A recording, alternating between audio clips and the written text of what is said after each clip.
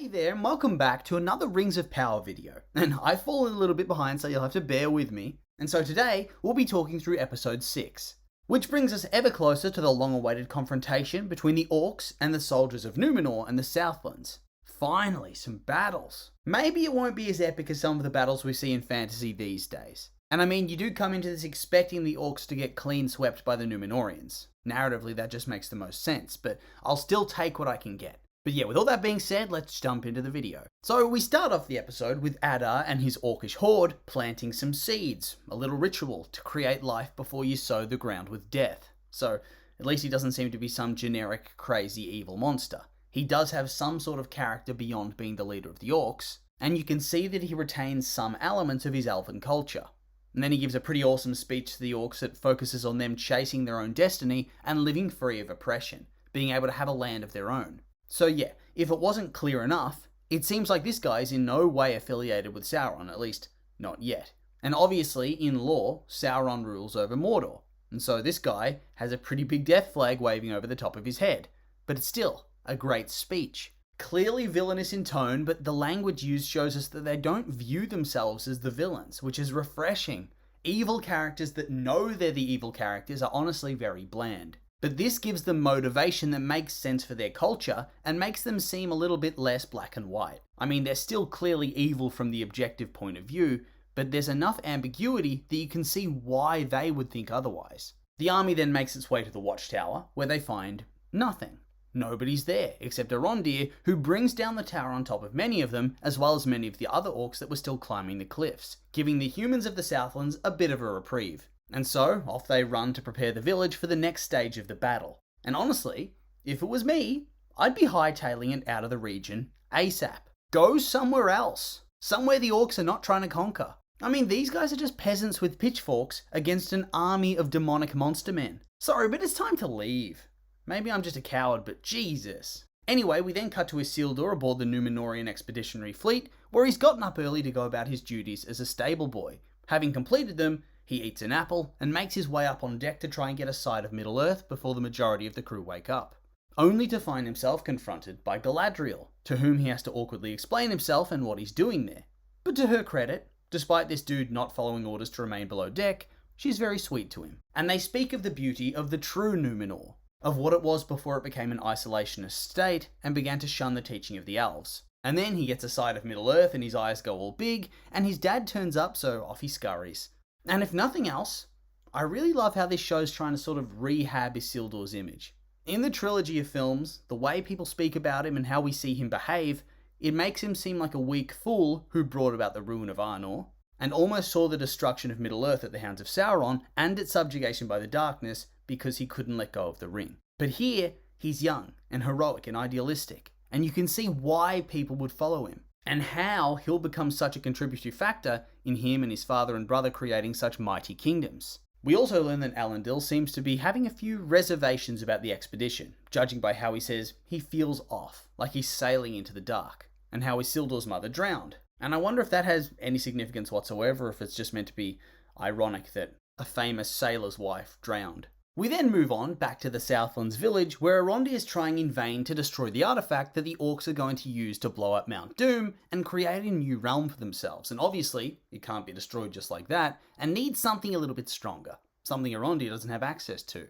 And so he decides he needs to hide it in a place that only he knows about. And so off he goes, with Theo watching closely, obviously keen to know where it is. And then we see our little peasant army getting ready for battle, blocking off the tunnels the orcs dug, sharpening their scythes and their pitchforks and just getting ready in general, with Arondir giving them a hype speech, building a strategy to allow the orcs into the village and ambush them, cutting off their escape and then ripping them to shreds. And it sounds like a decent plan, but once again, peasants versus trained soldiers.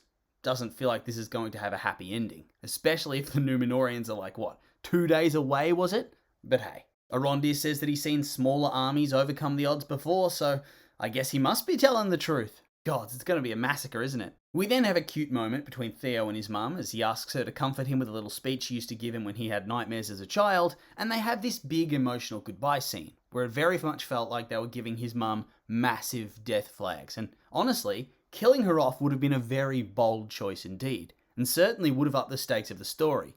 whilst also tying into the motif of elf-human romances only leading to pain and death, like they referenced in the early episodes. And speaking of which, we then find ourselves with Arondir and Bronwyn as they discuss the upcoming battle, whether they're afraid and if they think they can win. And yeah, she's scared, but him, not so much. He plants his seeds of life in defiance of death, much like Adar did, and talks about the Valar to her, tells her that they'll plant more seeds after the battle's won, and that they will be together, all three of them. They then kiss and it's all romantic, before the night falls and the fun begins. And there's a great shot of the orcs slowly making their way over the ridge. You see one torch in the distance, and then two, and slowly more and more, until there's this massive army assembling before the village. Certainly far more than there are fighting villagers. And the humans all just watch and wait, waiting until the majority of the army's inside their village before they spring the trap. The only problem being that Bronwyn is a Major League spud, and seemingly didn't practice with her flint and steel, and yeah, I'm probably not being fair, but come on, this is beyond life or death here. Be better.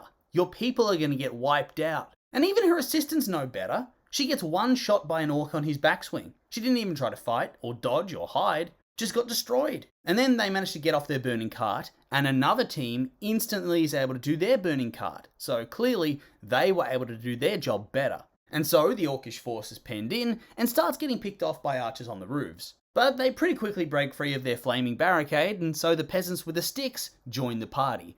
And honestly, they do pretty well. It's a pretty poor showing by the orcs, honestly. And that guy with the cow that had the black sludge oozing out of her udders in episode 1, he's a goddamn badass. Make this guy the king. I'll follow him. Unfortunately though, the good guy's MVP, Arondir, kind of forgets that he's an elf and gets snuck up on by the orcs who kill his helper and knock him off the roof, forcing him to fight them hand to hand. Including one particularly big one who beats his ass relentlessly. And honestly, I wasn't much of a fan of this, as why didn't this big orc just straight up kill him to begin with, instead of just tossing him around? Very much plot armor. If he wasn't a named character, he would have been stabbed or his neck would have been snapped, but instead, when he backs into him, he is tossed like a football through the fence. But yeah, he stabs the big boy in the eye, he gets thrown around some more, smashed into the well, pulls out the splinter from the eye, and it overpowers and almost kills him. But luckily, Bronwyn is there to save his ass just as they manage to drive off the first wave of orcs.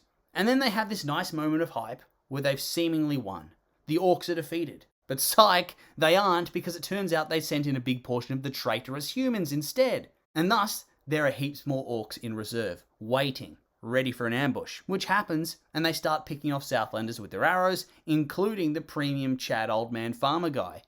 What a shame. Oh, and Bronwyn gets hit as well, whilst more charge into the village. But yeah, so Farmer Chad's dead, and then we have to sit through a very cringe-inducing scene where they pull the arrow out of Bronwyn and cauterize the wound. And I enjoyed the scene, it's good, but it's one of those ones where you can't help but wince. Just, ugh. And it was nice that a proper main character actually got taken out of the fight, and might have even died. And obviously she doesn't die, but the potential was there, and that's what matters. It upped the stakes and added to the drama.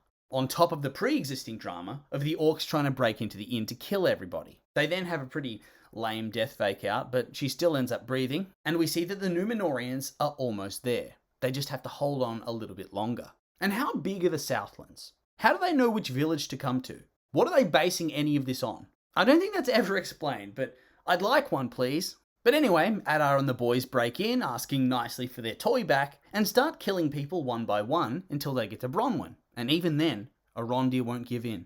But Theo will, and he tells them where the weapon is, and Adar finally has it. But at this point, reinforcements arrive. The Númenóreans are here. And yeah, this battle is pretty awesome and pretty much goes how I expected it to. Overall, the orcs get clapped. Galadriel does some crazy elf moves on her horse. Isildur gets his first taste of battle. One of his friends is a beast. The other one sucks ass at fighting and should never have come along. Elendil almost dies, only saved by the intervention of Sauron, Halbrand. Adar tries to escape with the weapon and is pursued by Halbrand and Galadriel. Theo's starstruck by Galadriel's epicness. Pretty much what I was anticipating. Very much reminded me of the Lord of the Rings trilogy where the hero main characters, they just sweep through hordes of enemies ridiculously. Quite nostalgic. Anyway, they ride down Adar, whose stunt performer's a goddamn beast for that fall, and Halbrand spears him through the hand, and asks him if he remembers him. Adar then taunts him, telling him he doesn't remember him at all, and asking if he hurt somebody that Halbrand loved, with Halbrand only not killing him because of Galadriel's plea. So, Wonder what the explanation for this is going to be.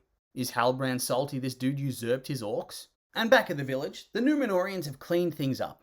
The surviving orcs are in chains, with a company being put together to hunt down the survivors, of which Isildur and his useful friend are going to take part, whilst the other guy stays in town. It's probably for the best. But they can't go anywhere until they finish interrogating Adar, who is revealed to be one of the first proto-orcs, or Uruks as he prefers. He tells Galadriel that after the defeat of Morgoth, Sauron gathered the orcs and took them to the far north.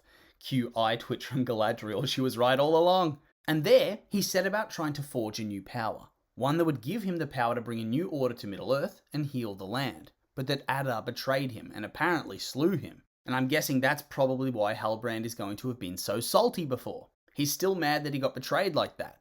But anyway, Galadriel tries to talk big shit to this guy about how his children are a mistake and an abomination, and yet he still manages to get in her head and tells her that she's just as twisted as he is.